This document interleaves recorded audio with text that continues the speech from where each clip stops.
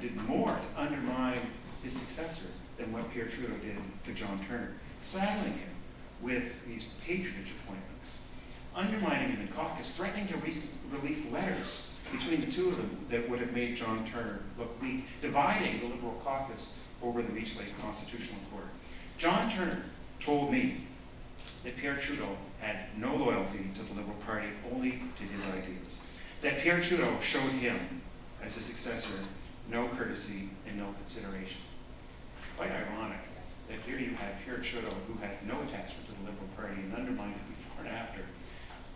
He was from the NDP, and now you have his son, who is coming to the rescue of the Liberal Party when the NDP is at its zenith. Quite interesting. Now here's another one.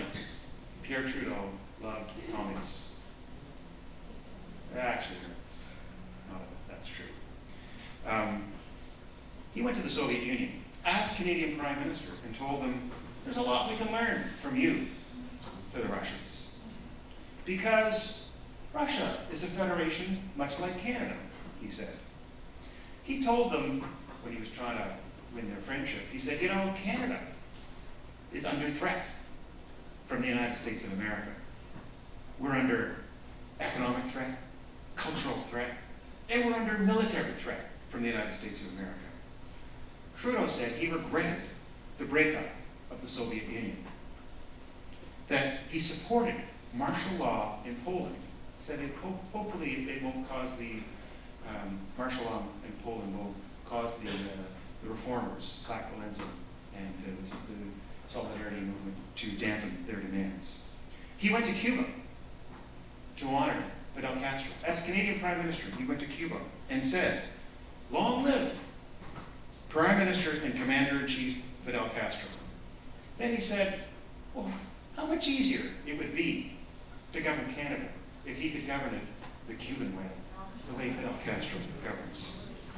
Now, what good did that do Canada? His forays around the world making friends with the communists when our major trading partners were the United States and Japan and Great Britain and others? Not so much.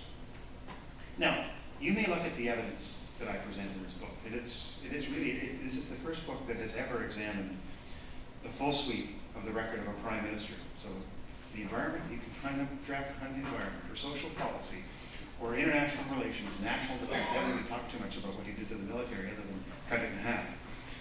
Now, you may look at the evidence and draw conclusions that are different than mine. But let's have the debate based on the evidence, on the full sweep of the record, something you don't get from the biographies that have been produced to date. My bottom line is that every Prime Minister should be judged on how they impact the prosperity of the nation, the unity of the nation, and our place in the world. And in my judgment, based on the evidence, Trudeau fell short of the mark.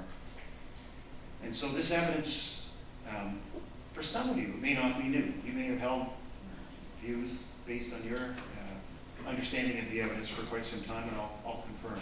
But to a new generation of Canadians, I think it's important that they understand the record of Trudeau. Because if you care about your country, if you care about Canada, if you want to solve the problems of today, we need to understand who we are and where we come from. You can't understand the national unity challenge today, East and West. Just think of West, the National Energy Program reverberates to this day, the most divisive, destructive policy in Canadian history. But you can't understand the national unity challenge today unless you understand the record of Pierre Trudeau. You may not think our political relationships with our friends and allies are that important until you see the damage that was done by Pierre Trudeau's forays around the world. We may yet again be tempted by socialist economic prescriptions, but the evidence I present as to what happens to the economy, to jobs, to our prosperity, when we pursue socialist economic prescriptions.